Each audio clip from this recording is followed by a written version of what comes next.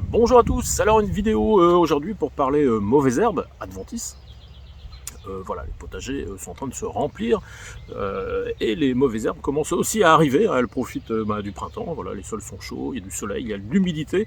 Voilà, ça c'est parfait pour faire pousser nos plants dans le potager, mais c'est aussi parfait pour faire pousser les mauvaises herbes, les adventices. Alors on va justement commencer par ça, un petit peu de définition mauvaises herbes, adventices, voilà, c'est quoi la différence entre les deux.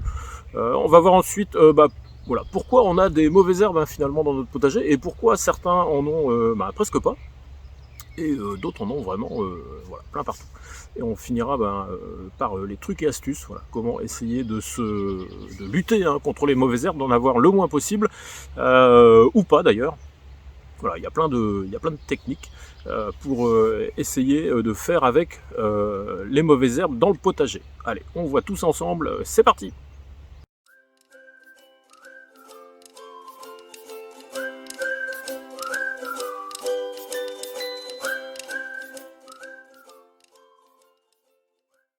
Alors on va commencer avec un petit peu de définition, de terminologie. On parle de mauvaises herbes ou d'adventices. Finalement, c'est quoi la différence entre les deux? Bon, il n'y en a pas vraiment beaucoup, hein. Les mauvaises herbes, c'est tout ce qui concerne, on va dire que c'est une plante qui se trouve au mauvais endroit, au mauvais moment dans le potager. Mais voilà, pas forcément plus, hein. C'est-à-dire qu'on peut l'avoir à côté du potager, elle pose pas de problème, mais dans le potager, voilà, la même plante va poser des problèmes, ou la quantité, hein, vous voyez, moi j'ai pas mal de fleurs de capucine. La fleur de capucine c'est très joli, j'en laisse pousser quelques-unes dans le potager, mais j'en enlève aussi une bonne partie, parce que ça fait beaucoup de graines, j'en ai plein dans mon potager, j'en enlève 95%, mais j'en laisse pousser une partie. Donc il y a une partie que je considère comme des mauvaises herbes, et il y en a une partie que je laisse pousser dans mon potager. Voilà, et un petit peu là la définition de la mauvaise herbe. L'adventice, alors ça va désigner, voilà, c'est pratiquement la même chose, mais ça définit une plante qui ne se trouve pas dans son milieu naturel. Le terme adventice est un petit peu plus général, hein, c'est pas un terme qui est propre au potager d'ailleurs. Mais alors, voilà, la grosse différence, ça va être vous prenez un pissenlit par exemple, un pissenlit dans son milieu naturel, c'est pas une adventice, hein. Vous voyez un pissenlit dans votre potager, vous pouvez le considérer comme une adventice, vous le voyez dans son milieu naturel, on va pas le considérer comme une adventice. Par contre, une plante qui pousse dans un milieu naturel alors qu'elle ne devrait pas y pousser parce qu'elle était importée pour une raison quelconque, voilà, ça on est aussi dans la catégorie adventice. Donc voilà, il y a une petite terminologie qui est un petit peu différente. Le terme adventice est plus savant, plus technique, plus généraliste. Mais voilà, au final, ça veut dire à peu près la même chose. Ça désigne des plantes, en tout cas concernant dans le potager, qu'on n'a pas envie de voir à certaines périodes de l'année et à certains endroits, en particulier dans le potager. Alors en fait, c'est quoi le problème avec les mauvaises herbes, les adventices? Voilà, pourquoi ça nous gêne tant que ça dans le potager? Alors il y a un truc qu'il faut bien prendre en compte, c'est que un potager, l'activité potagère, c'est quelque chose qui est complètement artificiel, hein. Un potager, c'est créé par l'homme, c'est entretenu par l'homme. Voilà, dans la nature, il n'y a pas de potager. Et toutes les graines potagères qu'on fait pousser dans nos potagers, hein, qu'elles soient anciennes, que ce soit des graines anciennes ou que ce soit des graines plus récentes, ce sont des graines hybrides, qui ont été sélectionnées par l'homme pour différentes raisons. Ça peut être le goût, ça peut être le rendement, ça peut être des résistances à des maladies. Et toutes ces graines, elles ont une particularité, c'est que dès qu'elles se retrouvent en compétition, alors même entre elles, hein, mais en particulier aussi avec d'autres plantes qui pousseraient autour, compétition pour la lumière, compétition pour l'eau, pour la température, voilà, pour toutes les conditions de culture, on se retrouve avec des baisses de rendement, voire même des rendements qui sont pratiquement nuls, hein, quand les plantes se font étouffer par d'autres plantes. Voilà, ça c'est une particularité des plantes potagères. Voilà, elles ne sont pas du tout taillées pour la compétition, on les a vraiment sélectionnées pour pousser la plupart du temps toutes seules, choyées avec voilà, des conditions parfaites. Alors dès qu'on s'éloigne de ces conditions parfaites, ça se passe beaucoup moins bien, et les mauvaises herbes participent justement à rendre un petit peu défavorables ces conditions. Et du coup, dans nos potagers, on se retrouve avec des quantités de mauvaises herbes qui sont quand même très variables. Alors ça, pour plusieurs raisons. Il va y avoir des raisons qui sont naturelles, qui sont liées à l'environnement du potager en particulier, et aussi pour des raisons de pratique, qui sont liées là par contre plus à ce que va faire le jardinier. On se retrouve avec des mauvaises herbes dans le potager, tout simplement parce qu'on en a dans le sol, hein, dans les 10, 20, 30, 40 premiers centimètres d'épaisseur du sol. Il y a un stock de plusieurs milliers, voire même plus de graines au mètre carré.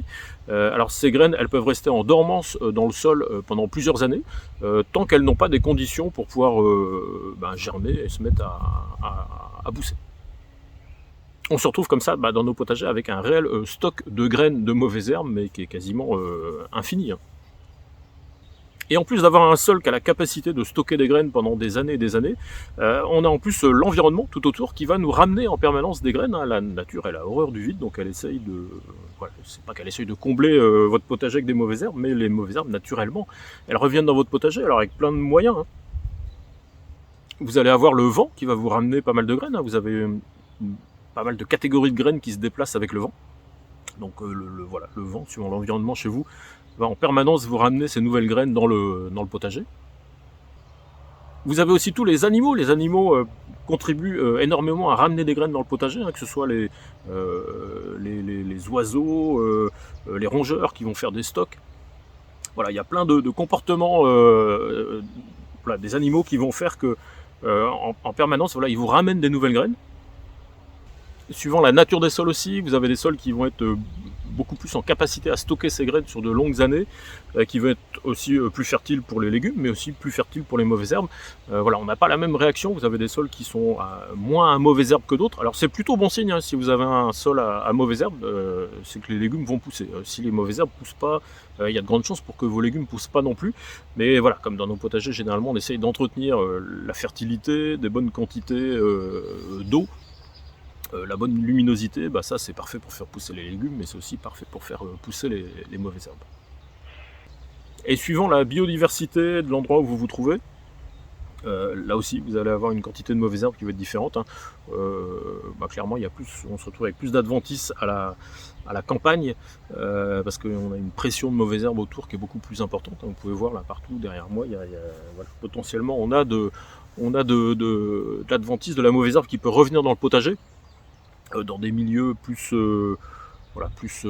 urbains, avec moins de graines qui peuvent se déposer, se déplacer, moins de graines, moins de variété de graines dans les sols. On va avoir une pression de mauvaises herbes qui va être un petit peu moins importante aussi. La quantité de mauvaises herbes qu'on va trouver dans un potager, elle n'est pas seulement liée à la nature, elle va aussi être liée aux pratiques, hein, du jardinier. Vous avez typiquement voilà, quand vous travaillez votre sol, hein, plus vous travaillez votre sol en profondeur, plus vous allez faire remonter des graines qui peuvent être en dormance depuis des années et qui vont remonter en surface. Donc ça va avoir tendance à accentuer les levées de graines indésirables. L'apport de fumier aussi, alors en particulier des fumiers qui n'ont pas été compostés à chaud, ça peut aussi potentiellement vous apporter des graines dans le potager. Alors ça dépend un petit peu, ça dépend pas forcément des catégories de fumier, ça dépend vraiment de ce que les animaux auront pu manger, mais on peut se retrouver avec des fumiers qu'on va apporter pour fertiliser le potager, et dans ces fumiers on apporte aussi des graines. On peut aussi apporter des graines dans nos potagers avec nos semences. Alors bon, dans le potager c'est un petit peu moins vrai parce que souvent on fait des semis graine par graine. Mais alors si vous achetez des graines ou si vous êtes avec des graines en grosse quantité, alors chez les professionnels c'est moins le cas, mais si vous récupérez des graines qui viennent du collègue ou voilà. Là on peut se retrouver glisser au milieu des graines qu'on souhaite semer, on va se retrouver avec des graines qui sont pas des graines désirées, qui sont des mauvaises herbes, qui sont des adventices. Donc voilà, ça peut aussi arriver. L'utilisation aussi de compost, hein, le compost de jardin, hein, le compost à froid, va être aussi parfait pour disséminer les graines. Il faut du coup essayer de pas mettre trop de graines, le moins possible de graines dans son compost. Parce qu'en fait, du coup, à chaque fois que vous allez réutiliser votre compost et que vous allez l'étaler dans le potager ou le mettre dans des plants, vous allez refaire des semis de mauvaises herbes et d'adventices en même temps. Alors une dernière chose aussi qui peut vous amener pas mal de graines, ça va être tout ce qui est paillage de foin en particulier, qui sont montés en graines. Là aussi ça peut vous apporter des quantités de graines assez importantes, donc voilà, il faut faire attention, soit quand vous achetez du foin, soit quand vous faites votre propre foin, essayez de le faire sur des... voilà, moi c'est mon cas, j'essaye de faire ça quand le foin est pas encore monté en graines, justement pour limiter au maximum le nombre de graines dans le foin. Alors concernant maintenant les trucs et astuces pour essayer de lutter contre les mauvaises herbes, contre les adventices, ça il y a plein de voilà, il y a plein de solutions. Une des solutions, ça va être d'utiliser des paillages, que ce soit pendant l'hiver ou pendant la saison. Le fait de pailler le sol, justement, ça va limiter en fait la lumière au niveau du sol. Ça va aussi baisser la température du sol. Ça a plein d'autres avantages. J'avais fait une vidéo sur les paillages. Avantages, inconvénients, je vous la remets là-haut. Tous ces paillages, voilà, ça va limiter considérablement, soit empêcher carrément certaines graines de lever, soit les limiter voilà, considérablement, soit faciliter justement l'entretien avec le pot de mauvaises herbes qui va sortir. Voilà, ça c'est une bonne solution qui est assez simple et pratique à mettre en place dans le potager. Pour limiter la présence des mauvaises herbes, vous avez aussi les types de cultures. Vous avez certaines cultures et certaines techniques de culture qui permettent d'avoir beaucoup moins de mauvaises herbes. Alors en particulier toutes les cultures qui sont très couvrantes, qui vont auto-pailler et puis occulter une partie de la lumière. Celles qu'on va buter. Vous avez tout ce qui est haricots verts par exemple, les haricots, les fèves, les pommes de terre. Voilà, il y a pas mal de cultures qu'on bute comme ça, et le fait de les buter, ça permet aussi de contenir pas mal les mauvaises herbes. Et on se retrouve comme ça avec des cultures qui sont voilà, dans le processus normal de tenue de la culture, quasiment automatiquement nettoyer des mauvaises herbes, et dans lesquelles généralement on n'a pas trop de mauvaises herbes. Alors pour ça vous avez les pommes de terre, c'est une culture qui est assez intéressante pour ça, parce que justement entre le pouvoir très couvrant, très rapide de la pomme de terre qui va beaucoup masquer la lumière, et le fait que ce soit une culture, là pour le coup on va la buter la plupart du temps 2 fois, presque naturellement, rien qu'en cultivant sa parcelle de pommes de terre, on va en même temps éliminer les mauvaises herbes. Pour éliminer, pour contenir les mauvaises herbes et les adventices, vous avez aussi tout ce qui est binage, tout ce qui est sarclage.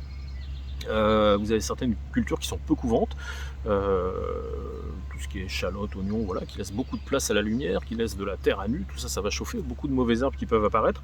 Un petit binage, un petit sarclage, c'est un double effet en plus, parce que le sarclage, le binage, ça permet justement de préserver l'eau du sol, ça fait une espèce de paillage en quelque sorte, en laissant sécher une petite croûte du sol. Alors ça, il faut le faire à la bonne période. Il faut le faire si possible avec des mauvaises herbes qui sont au stade de plantules, qui sont toutes petites, si elles sont trop grandes ça marche pas bien. Et il faut le faire quand il y a un petit peu de soleil, pour qu'en fait rapidement elles sèchent, elles grillent en fait au soleil, et c'est assez efficace, c'est assez rapide à faire en plus. On peut aussi utiliser les engrais verts, les fameux engrais verts. Là, moi les engrais verts c'est mon truc, je vous remets la playlist ici, parce que moi je suis toujours à fond avec mes engrais verts. Les engrais verts, alors soit l'hiver, en ce qu'on appelle en intersaison, enfin l'hiver pendant l'automne et l'hiver. En fin d'automne, on a un sol généralement qui est encore tiède, on a un potager qui se vide, et là les mauvaises herbes recommencent à pousser à ce moment-là, on a l'humidité qui revient dans le potager, elles se mettent en place tout doucement mais fermement, elles ont tout l'hiver pour s'installer, elles vont végéter automne-hiver, et puis arriver à la fin de l'hiver et au printemps, elles vont repartir, mais alors là en pleine forme, elles se seront bien implantées dans le potager. Alors ça c'est les mauvaises herbes les plus compliquées à retirer en début de saison, quand on démarre la saison. Le fait de mettre un couvert d'engrais verts pendant cette période-là, ça élimine entre 100% et on va dire 90% des mauvaises herbes, là pour le coup sans rien faire. On peut aussi utiliser les engrais verts en culture intercalaire, c'est-à-dire que sous une grande culture, on va mettre un engrais vert plus bas, plus au ras du sol, ou entre les rangs, et ça va en fait couvrir les rangs, ça va faire un espèce de paillage naturel, un paillage végétal, qui va avoir tous les intérêts de l'engrais vert, et puis qui va aussi limiter la pousse des mauvaises herbes, sans gêner la culture de production qui va se trouver en place. Alors une autre technique pour pas avoir de mauvaises herbes sur une planche, ça va être ce qu'on appelle la technique du faux semis. La technique du faux semis, ça consiste à préparer une planche plusieurs semaines avant de commencer à faire ses propres semis. Au printemps, de laisser cette parcelle bien chauffée au soleil, de laisser toutes les mauvaises herbes commencer à germer, et dès que vous avez des petites plantules qui apparaissent, dès que ça commence dès que les mauvaises herbes germent, vous faites comme un binage, mais là pour le coup il n'y a rien, il n'y a pas de culture, donc c'est très rapide. Vous pouvez même prendre un râteau, passer un petit coup de râteau sur cette planche là, et vous allez détruire pratiquement toutes les mauvaises herbes. Alors cette opération, vous pouvez la recommencer à la belle saison, là au printemps, là actuellement, vous pouvez la recommencer 10-15 jours après, ça aura encore regermé, et on peut la faire comme ça plusieurs fois avant de faire sa culture, sa mise en semis définitive sur cette parcelle. Et là vous vous retrouvez avec toute la partie superficielle du sol, là où il y a la réserve de graines qui pourrait potentiellement germer, qui va être quasiment sans, voilà, vous aurez réussi à détruire toutes les mauvaises herbes et à éliminer toutes les mauvaises herbes sur cette planche-là. Et alors vous avez aussi une dernière technique, alors qui peut paraître un petit peu étrange, mais qui peut marcher dans certaines circonstances. Avec les mauvaises herbes, c'est de les laisser en place. Alors ça se fait pas avec toutes les cultures, il faut avoir des mauvaises herbes qui sont adaptées à la culture. Si vous avez une grande culture, moi c'est ce que je fais par exemple sur les courges. La culture des courges, c'est une culture qui est assez exubérante, les feuilles sont toutes en hauteur. J'ai pas mal d'oxalis par ici, je vous avais fait une vidéo là-dessus, je vous la remets là-haut. L'oxalis c'est une mauvaise herbe pour le coup dans le potager, assez envahissante, mais par contre sous une culture de courge, elle n'est pas du tout gênante en fait, elle va pas gêner la culture de courge, elle va même créer du coup un paillage naturel, préserver la fraîcheur du sol. Donc moi généralement, voilà, ce type de mauvaise herbe d'adventice sur ce type de culture, je les laisse en place. Voilà, ça présente aucun problème.